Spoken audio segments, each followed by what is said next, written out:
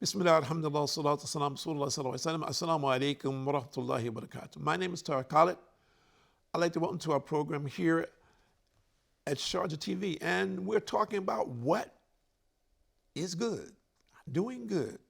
And we hope that by Allah's mercy and grace that today is a good day for you. And we feel that every day is a good day, that you're alive and that you remember Allah and that you have an opportunity to seek forgiveness for your sins and to follow the straight and narrow path. And every day can be, or any day could be your last day. So if we take it in stride like that, so we want to get the best out of that day, to do the best that we can, to please Allah subhanahu wa ta'ala, ask Him for forgiveness for our sins and ask Him to help us stay on the straight path in obedience to His commandments for the sake of our own souls. And that is what is good. That if we're starting our days like that, that is what is good for us. That we start our days thinking about this path, being on the path. Whatever I do during the day, I get up in the morning, I pray, and I go to work, fine. That I look at it from that perspective, that whatever I'm doing in work, that this is going to be positive for me and the impact on others and in my life, that this will be something that is good for me. And we're looking for that ultimately, and we pray and we hope for this good. But today we want to talk about some of the signs of the last days, because if we don't do good and we find ourselves in these set of circumstances, it can become very, very difficult for us. So let's see what we have here. And narrated Abu Hurairah, the Prophet ﷺ said, the hour will not be established, meaning the day of judgment, till two big groups fight each other, whereupon there will be a great number of casualties on both sides. And they will be following one and another in the same religious doctrine. Number two, about 30 Dajjals, meaning liars, appear, and each one of them will claim that he is the prophet of Allah. Number three, the religious knowledge is taken away, by the death of religious scholars. Number four, earthquakes will increase in number. Number five, time will pass by quickly. Number six, fitan, meaning trials and afflictions, will appear. Number seven, Sharjah, killing, will increase. Number eight, wealth will be in abundance, so abundant that a wealthy person will worry lest nobody should accept his charity, his sadaqah. And whenever he will present it to someone, that person to whom will be offered will say, I am not in need of it. Imagine. Some people say, well, we're waiting for that day.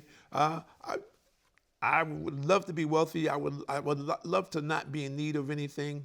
But this is a warning. These are warnings. These are things which will happen before the day of judgment. If things that I mentioned now, if you see some of them happening now, which they are, imagine where it is going. And many people, when I talk to them about this, they says, well, we never heard these things before. This is the first time that we heard this as well. Okay, very good. Now you've heard them. These were narrated 1,400 years ago. So if you see evidence of any of this today, which you do if you just pay attention, and I'm not going to say this or that, because people say, well, brother, you're a Muslim and you've been around a long time and you've been many places. So, your ideas and concepts are kind of slanted one way or another. You're favoring this or favoring that. So I'm not going to judge. I'm just going to make the statements as the Prophet ﷺ made them in this translation. And you look, my suggestion that for all of our viewers, because we're looking for that which is good. And we're looking to do what is good. So we don't have to hear these narrations so you yourself can look at what's happening presently and get an idea of what's coming. Number 9, the people compete with one another in constructing high buildings. Number 10, a man, when passing by a grave of someone, said, with that I wish that I was in that place. Number 11, until the sun rises from the west. When the sun will rise and the people will see it rising from the west, they will all believe, meaning they will embrace Islam. But that will be the time when Allah said, no good would it do to a person to believe then, if he or she believed not before, nor earned good by performing deeds of righteousness through his or her faith. So think about that. Presently, we haven't seen this, but there's interesting enough today that there are some scientists who are saying that based on what astronomers, what they're seeing today, that this could possibly happen. They could see this happening. And they're not relating it to the narration of the Prophet ﷺ. They're just relating it from the point of view of physics and what they're looking at from astronomy. So it is a totally different thing, but we're hearing that this is going to happen. An hour will be established while two men are spreading a garment in front of them, but they will not be able to sell it, nor fold it up. And the hour will be established when a man has milked his she-camel and has taken away the milk, but he will not be able to drink it. And the hour will be established before a man repairing a tank for his livestock is able to water his animals in it. And the hour will be established when a person has raised a morsel of food to his mouth, but will not be able to eat it. Well, think about it. In addition to this, let's listen to what the Prophet ﷺ said. And Abu Hurairah, and on that, the Prophet ﷺ said, all my followers will enter paradise, except those who refuse it. And they said, oh, Rasulullah, who will refuse? He said, whoever obeys me will enter paradise, and whoever disobeys me is the one who refuses to enter it. And it's collected by Bukhari. And the past hadiths, which I mentioned about the Day of Judgment, were narrated by Bukhari and Muslim. So,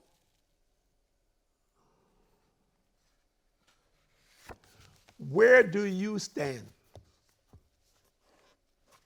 dear viewers? What is your present status?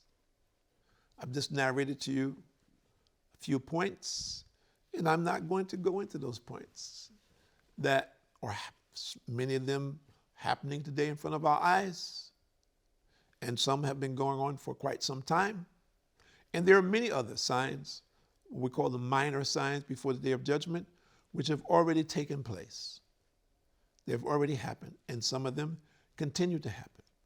And some will be more progressive, like we heard about earthquakes. We're having earthquakes, but the earthquakes will come where they will be more widespread. And unfortunately, they will happen more frequently. So they will be bigger and more frequent.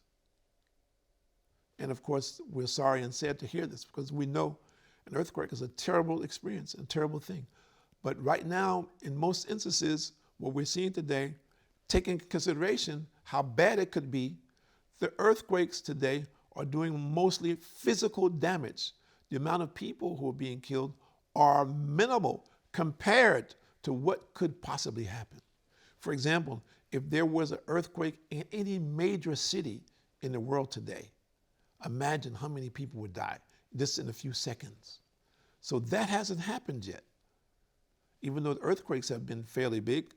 But what we're talking about now is something much bigger than what we're aware of today. We don't want it to happen, but it's going to happen. This is just one example. So where do we stand today? And if we talk about killing, we can talk about world wars, which have happened in the past. related to fighting and killing that we see going on today. It's nothing, comparatively speaking. But if we compare man's capability to kill today, there's no comparison today to what was done in the past. A man can sit 1,000 miles away and push a button and kill millions of people. This was never in history before. We don't know if that's going to happen, but it can happen. The capability is there. And many people have this capability, not just a few. Many people have this capability. And we know that murdering is going to happen. It is going to increase. Where do you stand? Where is your defense? If you say, I don't know, I don't have a defense, then you are vulnerable. You don't have a chance. This is coming. And if we don't see it soon, or if, let's say, you don't see it in your lifetime, it will come. So if you don't have a plan, for lack of a better description, then you will be a victim. People say, well, what is the plan? The Prophet ﷺ mentioned, as we read in the hadith after, the plan is Islam. The people who have Islam will be saved. Regardless of the circumstances, those who are steadfast in their belief system, who are obeying the commandments of Allah subhanahu wa ta'ala under all conditions, they will be the survivors. Meaning, not just survivors in this world. Maybe they will die, but it will be of no consequence because they will die as believers. So the grave, which is the next phase of our existence, will be like a garden of paradise for them. The day of judgment will be made easy for them, and they will enter Jannah, paradise. We want this paradise for everyone. Allah knows who He wants, but we want for everyone. We want everyone to have this experience. We want everyone to have this opportunity to make the right choice before it is too late. So our programs, this is the orientation of our programs, to invite the people to know who is Allah, to invite the people to good, to enjoin good conduct, to forbid what is evil. And now many people have become confused about what is evil because people have allowed these things to be promoted.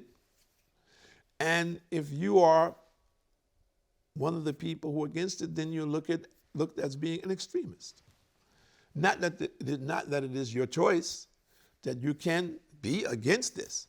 No, you're an extremist because you're against this. And we say, well, these actions which are in disobedience to Allah, this will bring the displeasure of Allah, which can bring harm to us. So why not seek the pleasure of Allah and refrain from doing those things which cause Him displeasure? It's a simple equation, isn't it? To discipline ourselves to do that which Allah is pleased with so that we will get the bounties from Allah as opposed to the punishment from Allah. So this is a test of the believer to be steadfast regardless of what adversity he may be facing, and believing that ultimately his success is with obeying the commandments of Allah subhanahu wa ta'ala, and Allah's help will be there for him. So if you are a person and you're in disbelief right now, what is your status? What will help you get through this? If a person says, well, when I die, I'm just going to be skin and bones anyway, it's not going to make any difference. Nobody can change this. We have skeletons. You're going to tell me the skeleton now has a soul, and the skeleton is dealing with a different situation than what we're doing. We see the skeletons. We see the anthropologists digging them up all the time, bones from this century and that century, so forth and so on. So how am I going to be different? We're saying, well, that's in the dimension that we're in. Allah creates as He wants. There are many things which we are not aware of that Allah, after a period of time, makes us aware of them. They didn't just begin to exist.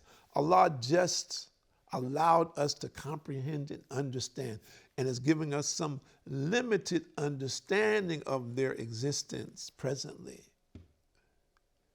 So we believe that there is another life that is going on now, is in existence today.